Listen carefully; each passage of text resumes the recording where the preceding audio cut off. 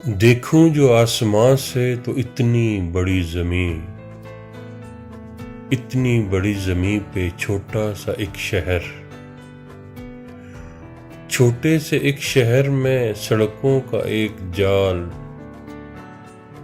सड़कों के जाल में छुपी वीरान सी गली।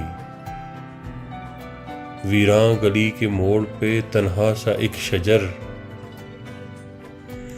तन्हा शजर के साए में छोटा सा एक मकान। छोटे से एक मकान में कच्ची जमीन का सहन, कच्ची जमीन के सहन में खिलता हुआ गुलाब। खिलते हुए गुलाब में महका हुआ बदन, महके हुए बदन में समंदर सा एक दिल। उस दिल की वुसअतों में कहीं खो गया हूं मैं। यूं है कि उस जमीन से बड़ा हो गया हूं मैं।